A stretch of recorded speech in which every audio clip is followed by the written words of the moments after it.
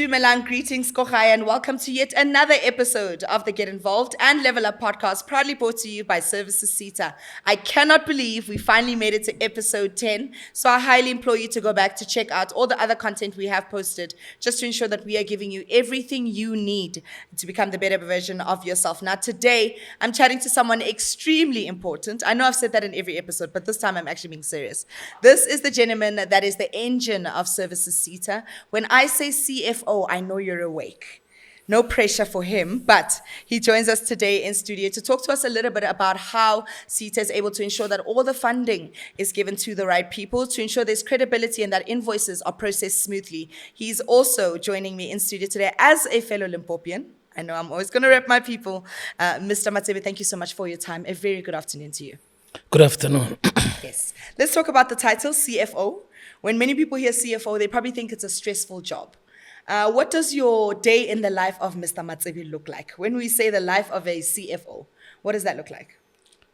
Very unpredictable. Okay. There's always a crisis because in the function, it combines supply chain responsible for procurement, the payments, the reporting. So either on payments or on procurement, there's always something that is urgent. Yeah. Okay. Before I became a CFO, I used to have a board on my door to say, poor planning on your side is not my. Okay. It's not my agency, but along the way you realize that because you depend on other people, you have to always assist. Yeah. And I mean, you do mention that you depend on other people, meaning there's a lot of collaboration in ensuring that all the parts come together to make a moving part. And you mentioned, before you became a CFO, let's go to the before. What were you doing before? So you started in accounting, you're a CA, if I'm correct? No, I'm a professional accountant. Professional accountant, okay, cool. CA, yeah. And then that, of course, led you into the position that you are in now. Yes, sir. What have you learned from being professional accountant to now being in a managerial position of this nature that you wish the younger version of you knew at the time? Look, it was never in my plans to be the CFO. From high school, I wanted to be in financial systems. Okay. And but I found myself being a CFO because I loved systems. And I just didn't want to do IT alone. I wanted to do with finance because I really loved accounting. So it's just that when I applied, I was applying for both accounting, finance. You were just hoping for the best, whichever one. And IT, yes. Well, it's worked out for you. It really worked out for me.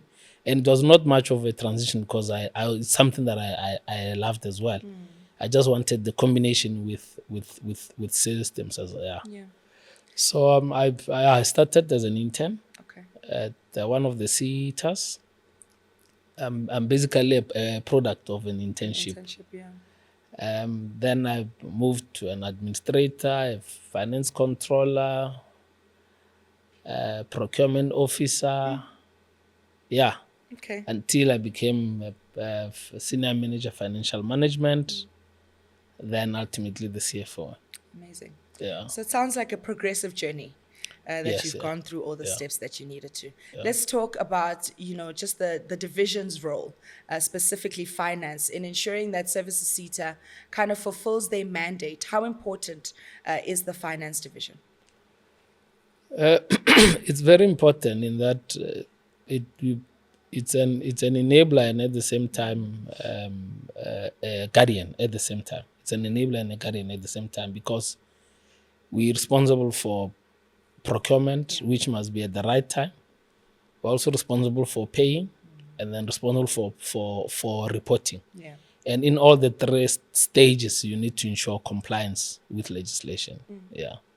And in your experience, where's the shortfall when it comes to those areas of compliance? What is it the turnaround? Is it the fact that documentation is not processed correctly? Is it the fact that people aren't even, applying correctly? Where is the shortfall in ensuring that you guys have difficulties of compliance?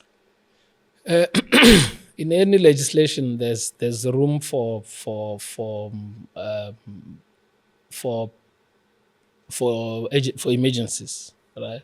For exceptions, yeah. There's room for exceptions, just that it end up being abused because of poor planning. That's the main shortfall in the whole thing, the poor planning.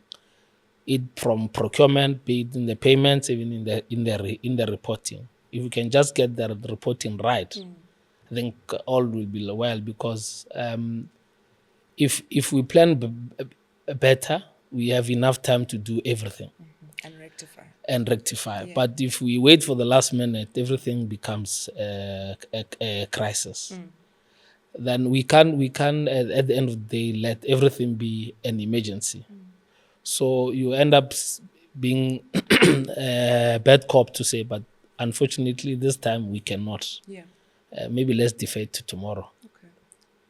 So, I mean, in what you're saying, I'm hearing that it doesn't sound like this is necessarily a new problem, or perhaps a new era in identifying that, okay, there isn't enough research being done to ensure that this doesn't happen again. But it sounds like you have the solutions. Where is the problem in the implementation of not ensuring there are these shortfalls? Or like you said, is it just a new thing every year? I'm curious to find out where the issue is, because it seems like the issue has been identified. Is it just the implementation of ensuring that doesn't happen again? Yes, it's not new. I think it's more the attitude that needs to change, changing mindset as well, because the dates are pretty standard. We know when to submit to what and when and in the format. Yeah. So we just need to plan better to say when it comes to to an AGM, it happens in December. When do we need to start? Yeah. You know, all that. Yeah. Okay, let's talk service providers. They are people that are extremely important in fulfilling Services SETA's mandate. And, I think that with service providers, something you guys have prided yourself in is ensuring that, that 30 days that you give to pay out the invoices is done within that timely 30 days. But obviously, with that 30 days, they are, once again, room for error. So what are some of the things that you are noticing, perhaps even in invoices, that will delay payments to ensure that service providers aren't receiving it in that 30 days, and they don't know, hey, it's actually your fault because perhaps this document wasn't put in, or you didn't do this correctly, and they are viewing it as SETA just didn't pay? In the main, we have instances where providers will submit. We have a dedicated platform that we use to submit the invoices, which we call Invoice Management System. Providers will submit outside the system. Okay. In that way, we will not be able to track it. Yeah. So outside the system, where would on emails? Okay, gotcha. If they work with you, then they'll send you the invoice and the supporting evidence. Yeah. If the project manager then frustrates the invoice, we'll never get to know about it, because there's no way we can track it. That's one. The second one is where providers will submit more non-adherence to the SLA requirements or the PO. For instance, if it's security, will require the timesheets of those. Right. So in an instance where it's not there, we'll not be able to pay it. And those are some of the things that will be easily outlined in the SLA. The third one would be invalid banking details, because we're dealing with SMEs. One day they are non-compliant with FICA, one day it's frozen, so they bounce back. So if it has to do with non-adherence to the SLA, we'll easily decline it. Right. But if it has already been approved, then we'll beg you to be compliant. Okay. Yeah. And with the SLA, can you kindly give our viewers just what SLA stands for? Service level agreement. Right. Apologies. And in the SLA, is every sector accommodated in saying, okay, this specific sector, we require this. For this sector, we require this. Or is it just a blanket approach as to what the invoice is supposed to look like? No, it speaks to the commodity that we are procuring. Even if it's a grant, the requirements are not the same for all the learning programs. Okay, cool. So yeah. So if someone were to say, they want to send through the invoice, they're a service provider, what does a perfect invoice that has been sent through with all the necessary documentation and will be approved and, the funds will be released, what does that look like? So that perhaps people have an idea, okay, this is what I may be missing. This is not what I may be missing. So perhaps you can give them pointers on the things that they need to do as a checklist to say, okay, I've got everything in place. First thing that cuts across, it's first to say you need to have a PO and an SLA in place.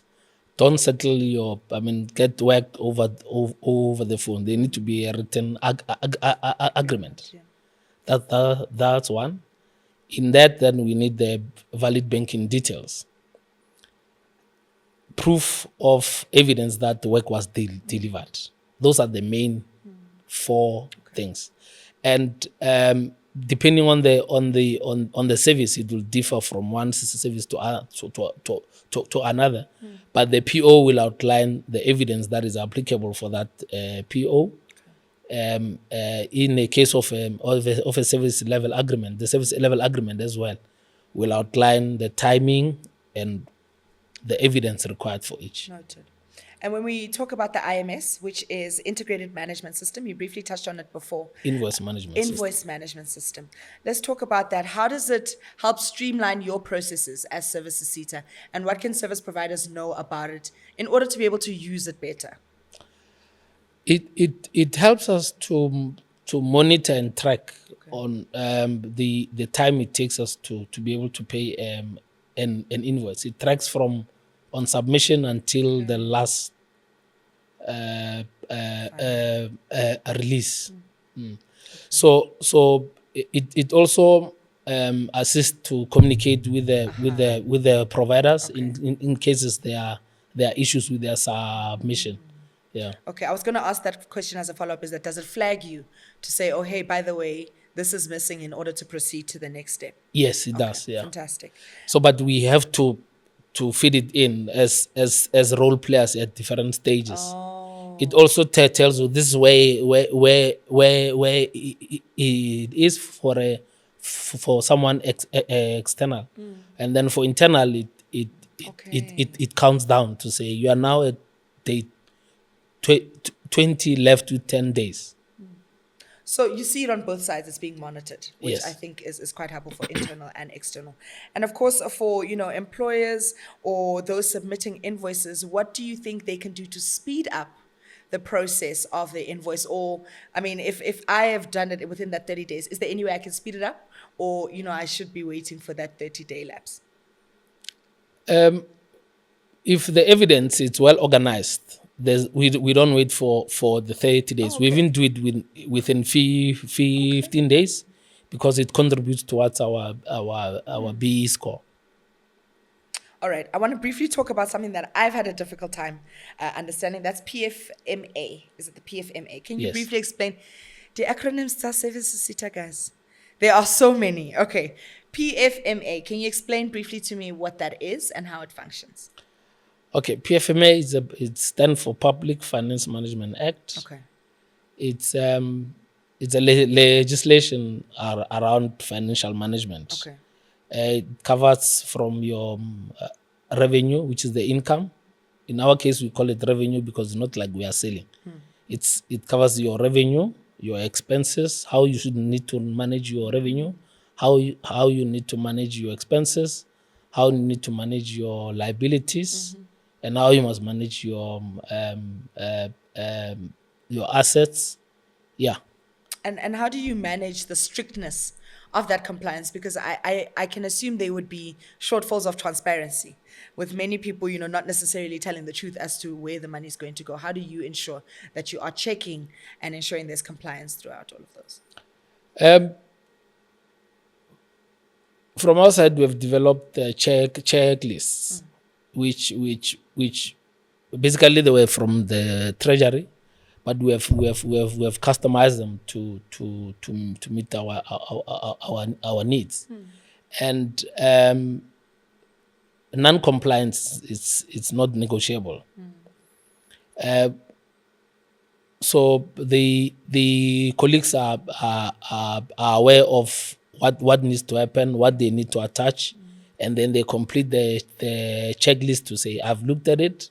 It goes to the next stage of a review, a delegation of authority, and then it goes to the senior manager, then ultimately to myself, and depending on the amount, it will go to the CEO.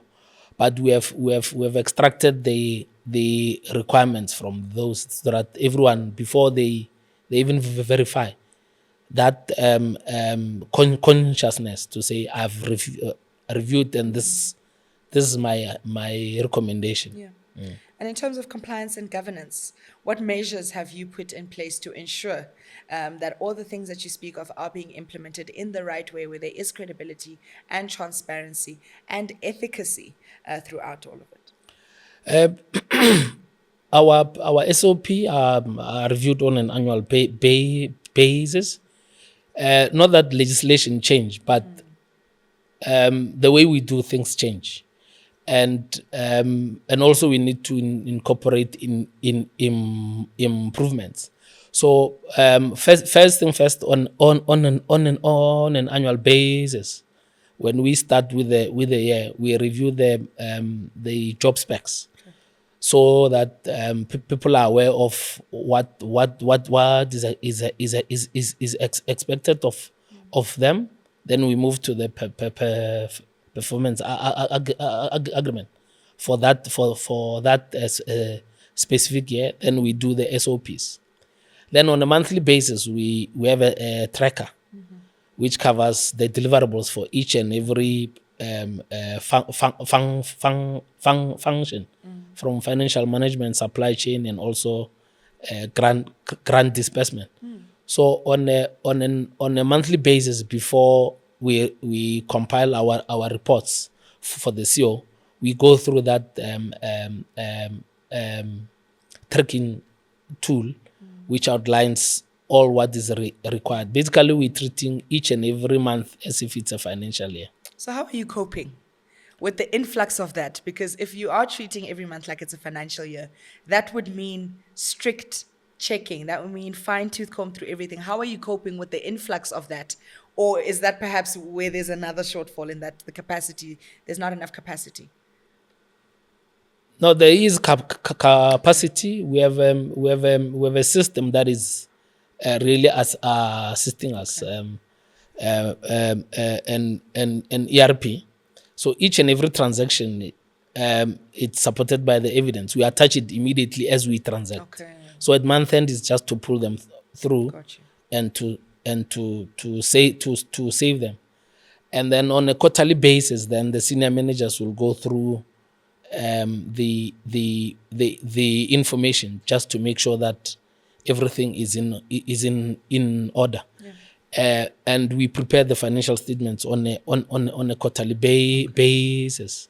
So just to make sure that the culture of reporting and reviewing is embedded in our daily activities. Got you. And I mean, you touched on something quite important. You briefly touched on bursaries and grants, and I want to know how Services SETA grants bursaries to individuals. We have explored multiple models on bursaries. I think we're on the third one now. Okay. We started with the one where we will issue an advert for learners to apply directly to us. Due to the influx and limited capacity, it took us a while to review and evaluate and get the approval. We moved to a model where we had intermediaries. Okay. Where we'll get an entity that will be an intermediary between us, the institution, and the learner. It had its own challenges, more on capacity because of the volume. We are now at the third one, where we are directly contracting with institutions, so that the institutions, because they already have the learner in information, yeah, it would be easier to verify from this. So we'll serve as a level of verification than the one where applications were coming straight to us, and then we start the verification from there. It's still not where we'll want it to be because of history, in terms of how long it used to take us to process the payments, but we are getting there, actually. I mean, it does make sense to go in through, someone that is able to understand and already have those numbers specific already. But I'm curious to know, what are you targeting when it comes to those skills? When it comes to, awarding all of these bursaries, are there specific skills gap that you're targeting? Or do you choose based off location? What is kind of the requirement in your choice there? We are prioritizing the Services SETA skills shortages, because in our SLA we are expected to be contributing to different levels. Right. So, but not that if they are not Services SETA related, will reject, but we'll just prioritize those. But if the budget still allows, we do incorporate other sectors, because I always say we are a general dealer, SETA, because all these other ones, ongumuntu, because when you look at it, and I always like to give an example with Bidvest. Okay. It cuts across. So if they centralize their payroll to Services SETA, they have security, they have automotives. So you need to be flexible so that you service them as well, so that they don't leave. Yeah. What would be a skill that you think most, if not all, individuals should have? Anything. Could be communication, could be people skills, could be networking, whatever. Just from you as the CFO, what would you say is that one skill that you think everyone should have? Emotional intelligence. Tell me a bit why do you say that? People are different. Yeah. You need to be able to deal with people from different backgrounds, be able to adapt as well. Because you people with different skill sets. I mean, let me just take it in a team. In a team, you need a mix of skills. Yeah. You need a driver. You need those that are compassionate and so the way you deal with a driver and the way you deal with the one that is compassionate is different. Yeah. So that's why you need the emotional intelligence to be able to adapt to each and every individual. Yeah, I love that for you, and that's something that you feel you have mastered, perhaps. Not mastered as such, but underway. Underway. There's still areas for improvement. Always areas for improvement. Let's talk towards the suppliers and stakeholders about shared responsibility when it comes to finance, when it comes to ensuring that documents are submitted in a timely fashion. What would you say to those individuals? Because in essence, there is a part of them that's delaying processes by doing that. What would your message be? Our process and requirements are stringent. Yeah. Because of the nature of the providers we deal with. In the main, we deal with SMEs.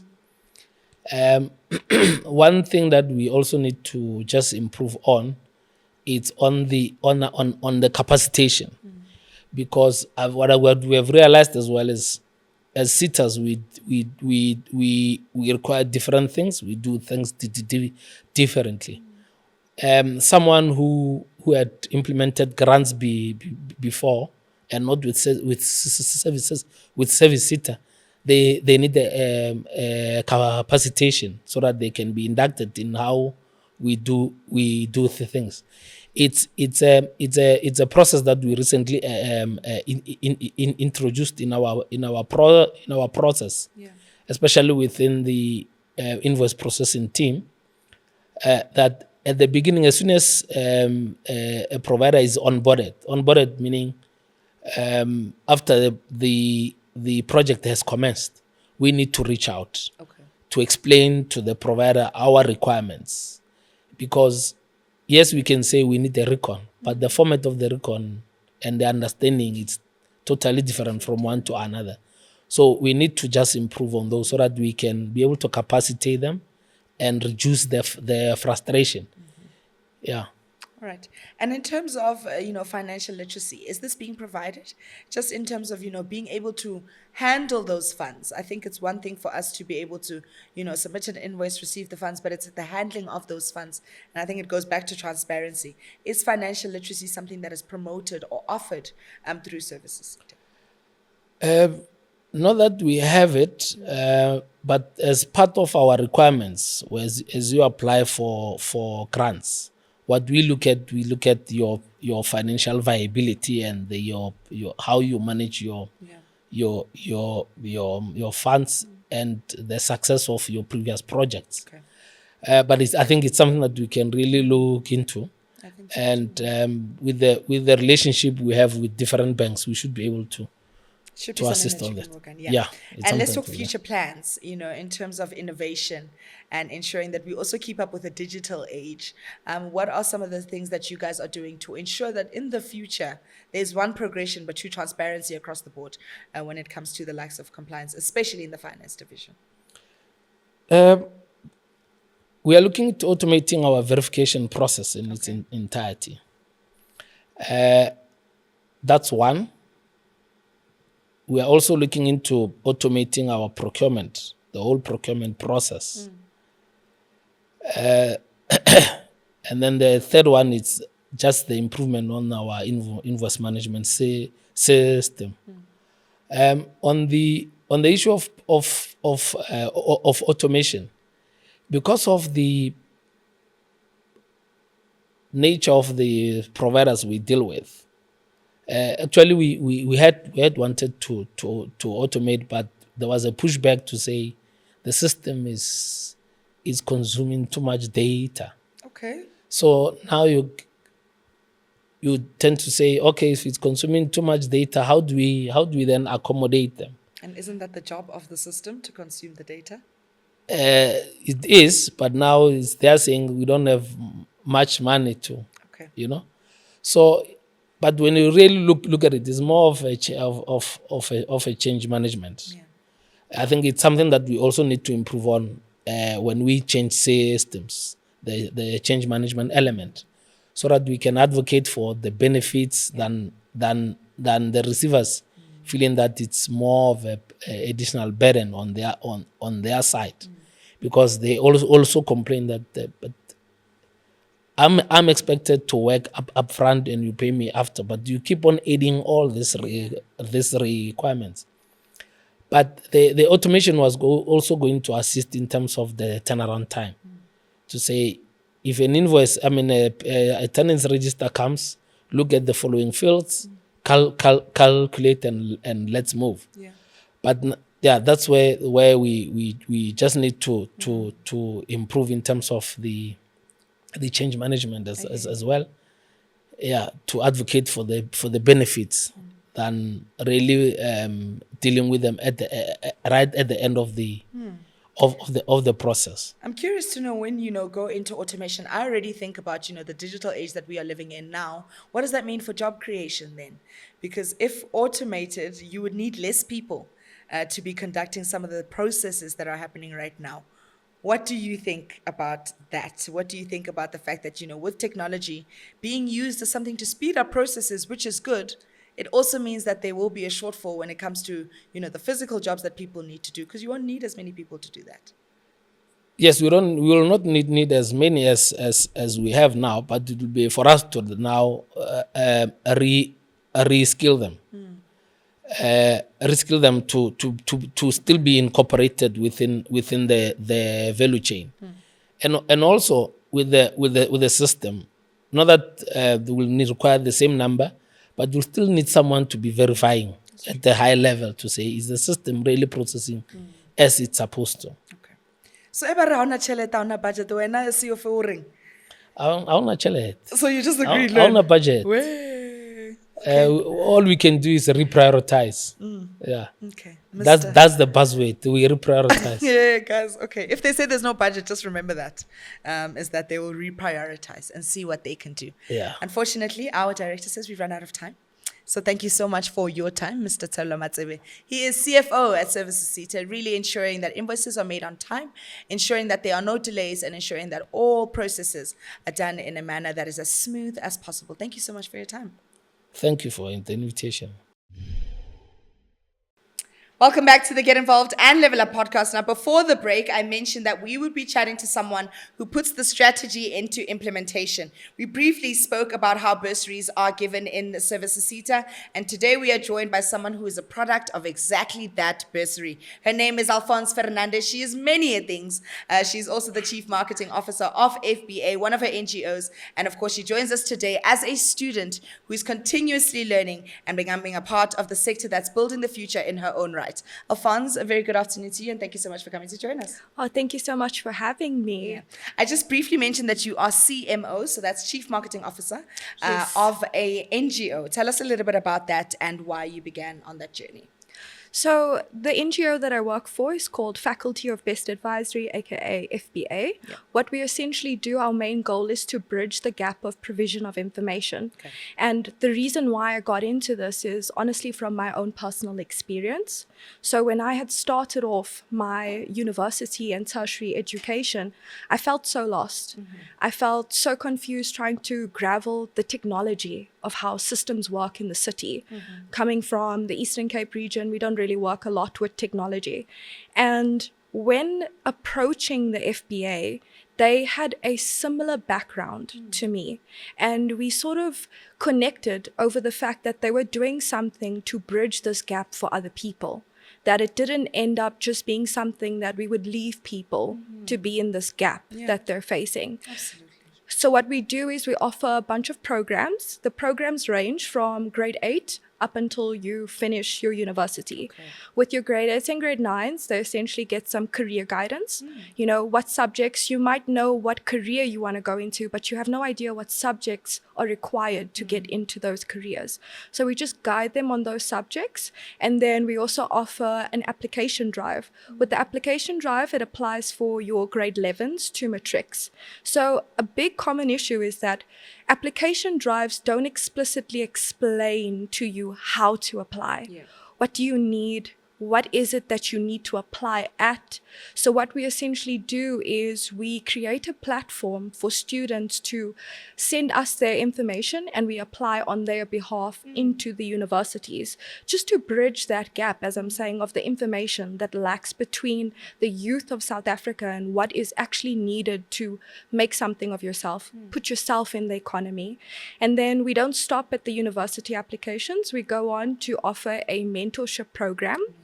The mentorship program is for your first years mainly and your second years. Okay. The idea is that when you come from Eastern Cape, Limpopo, Transkei, Western Cape, whether it's the regions that are outside of the city, it's a very drastic change. Yeah. It's emotionally overwhelming. On top of the academic that you're going through, the journey that you're facing, the biggest thing that you're dealing with is that emotional detachment from the environment that you're in.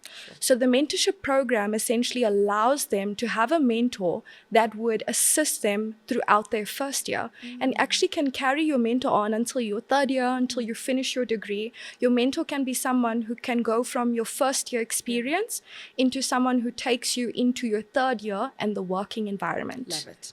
I want to Yes. go back to, the beginning. I mentioned a little bit earlier that she is a product of a Services SETA bursary, but I want to touch base on when you first heard about it, how you got involved. I think oftentimes, we talk about what's there, but to actually, as you've mentioned, start the process is a little bit 100%. difficult for a lot of people. So talk us through how you went about that, and firstly, how you found out about the bursary in itself. Of course. So, to be fair, I had been looking for bursaries for a really long time throughout that year.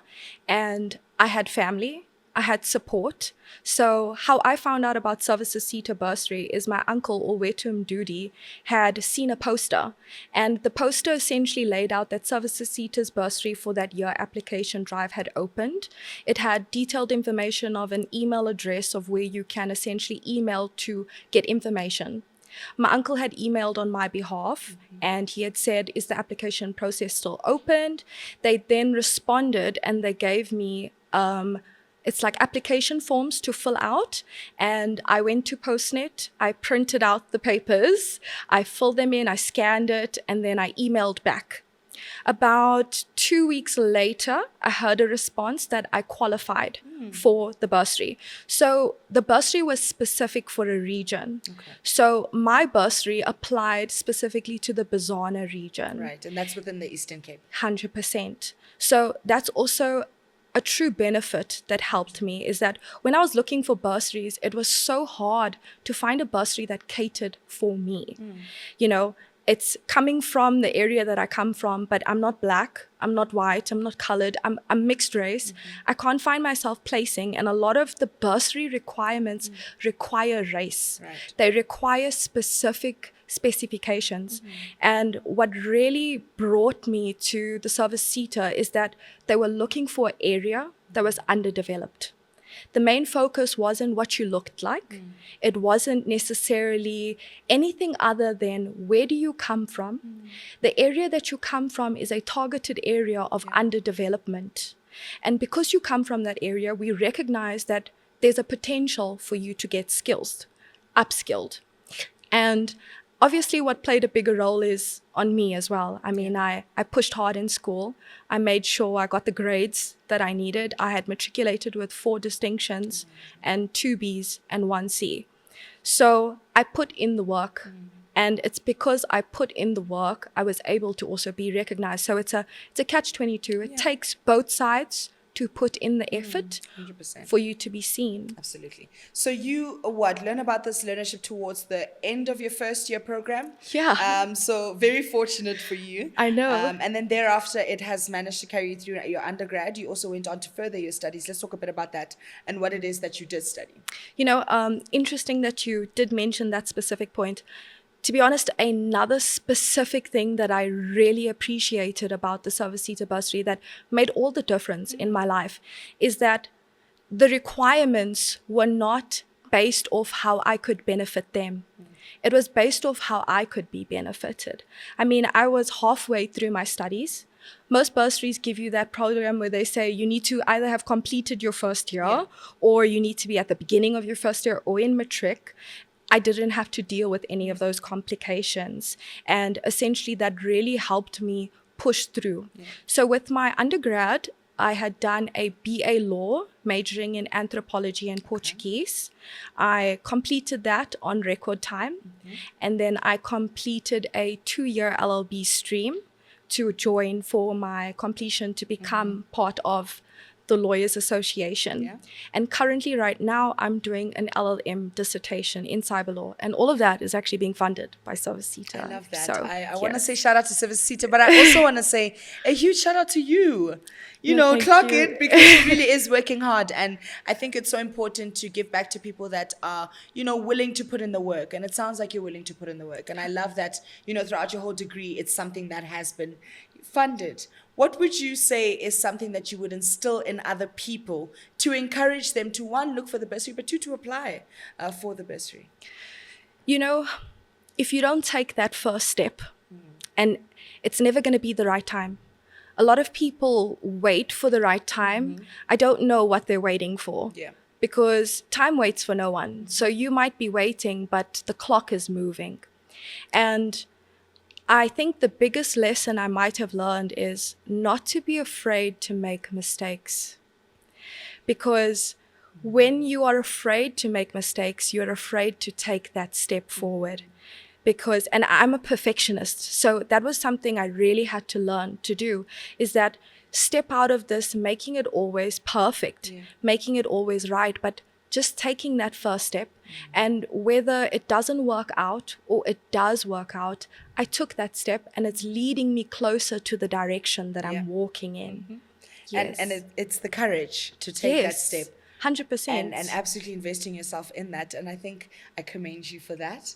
I want to talk about the degree that you are studying. Was this a factor when it came to your application process in, you know, determining whether or not the bursary was funded to you? Did any of that matter when it came to what it is that you were studying? Because I often find that there's some careers that, you know, aren't so looked upon or aren't so focused on, whereas there aren't any bursaries for those. But was that a factor when you were applying? No, actually.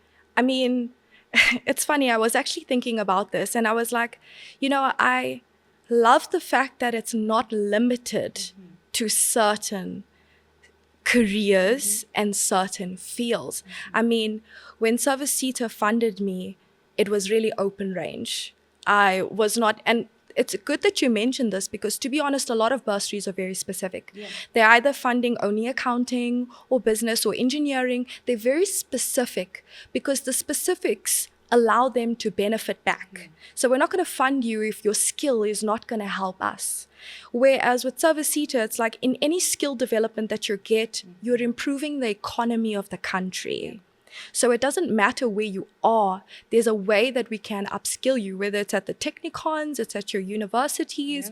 It was very wide range for me. And, to be honest, the most amazing thing is I don't know where I'd be without Service SETA, because the biggest thing that I struggled with was, how am I going to pay for my fees? I can't afford it. My family can't afford it. There's absolutely no way that it was going to happen. And it was so relieving to get a bursary that didn't stop in my undergrad. Emphasis on that. My development wasn't capped. My skills weren't capped at just an undergrad level. I was allowed to grow to the full capacity that I wanted to push myself. Not everybody wants to do postgrad, but there are a good few of us who do. Maybe you want to go into being a professor. Maybe you want to go into something that would require that additional program. And most bursaries don't offer you out into postgrad. Right. So the most grateful thing is that when I said to them, I actually need to study another degree. I need to do my LLB. So I had emailed to do this. All of this was also done via email. So I had emailed the bursary department to say, I've completed my BA law, but my BA law is absolutely useless without a LLB because you need to combine the programs for you to actually be eligible to do a bar exam or do your attorney program. And they were like, okay, no problem. It makes sense. So we'll fund you for it. I love that. And then my master's came and I was like, I'd actually like to further into my master's. And my contract does state that they can actually fund you right until your PhD. Amazing. So it's kind of like if you put in the work and you do get into the position of being funded by them, they'll support you all the way. Amazing. I love that so much. And I just want to talk, briefly just outside of the bursary in itself, but for you, as Alfonz, what are some of the things that having the liberation to not worry about your finances feeds into other aspects of your life? And, a little more stress-free, you can study a little bit more, you can go out with your friends and be social a little bit more because there's not this monkey on your back. Let's talk a bit about that, the relief of stress that having your funds paid for does to you. That is like the biggest. And I'm sure for your parents too, I can imagine. Oh my gosh, the biggest blessing. It just at the time felt like a gift that everything I had worked for was being recognized. I think the most important experience for me was that I felt like Service SETA saw the potential in me. Every student, if you come from a background like majority of the youth of South Africa, you're wondering, how am I going to do this? I have a plan, but how is the plan going to happen? It was the most relieving thing for me as well as my mom, honestly, because if I didn't get the bursary, I don't think I'd be anywhere that I am today. I can tell you that. I would not have been studying as far as I am. I would have not made the connections that I did. You see, the key thing is that recognizing a connection in things. And I honestly wouldn't have met the people that I did. I wouldn't have been in the environment that I did. It's the very fact that they were able to provide me with that support that I was able to actually upskill myself much further than the academic books. Because as you're saying, when you relieve that stress of tuition, you can focus on other things. And it honestly did allow me to do that. So I work part-time in marketing as well. I work for the FBA, as you know. My work is about giving back. It is about recognizing people that were in my position and how we can assist them. And to be fair, I don't think when you are going through the same situation that it is as easy to help. 100%. So it's because of that relief that they gave me that I had the ability to, as you say, place myself in other places that could allow me to upskill myself outside the classroom. Yeah. Yes. Last thoughts before we have to wrap things up. To the camera over there. Advice to anyone that's watching this right now that feels like I need that extra push, and perhaps I could one day, walk in the path of Alfonz, also receive a bursary, be able to get into the working world. What would you say to them? I think the most thing that I can highlight from this is invest in yourself. People will invest in you, but that investment means nothing if you are not also taking that effort to invest back into yourself. The effort starts with you. As much as people can open doors for you, it takes you to take that step in and carry yourself with confidence. If you believe it, people believe it. So, yeah. Need I say more? Alfonz Fernandez, thank you so much for coming through to join us. Thank I'm you so very proud of you, much. and you're going to continue to do some amazing things. You too can become a part of the sector that's building the future through all the opportunities that are available. Please head over to the Services SETA website to be able to get access to some of the links that could also put you in a position where you are able to develop and grow yourself. The youth really is and are the architects of our future, and it's about time we invest in them. But that cannot happen until you believe in yourself and develop yourself. Get involved, level up. The myth is that the finance division has little value beyond keeping the books and is just a cost center, but this is false. The finance division enables programs by ensuring funds flow efficiently to skills development initiatives. It also acts as both a guardian of resources and an enabler of timely payments. The myth is that the IMX fixes all invoice errors automatically. That is incorrect. The IMS centralizes submissions and reduces errors by only working on all documents that are complete and accurate. The myth is that bursaries only go to full-time undergraduate students at public universities. However, this is false. Services SETA's bursaries fund both unemployed and employed South African citizens studying at a public institution, including TVET colleges. Another misconception is that you can freely stack a SETA bursary with NSFAS or another full scholarship for the same year. However, this is false. Services SETA's bursary does not allow students to receive two different government bursaries at the same time. Well, that's it for this week. We'll catch you next time on the podcast that's ensuring that you become a part of the sector that's building the future. Bye-bye.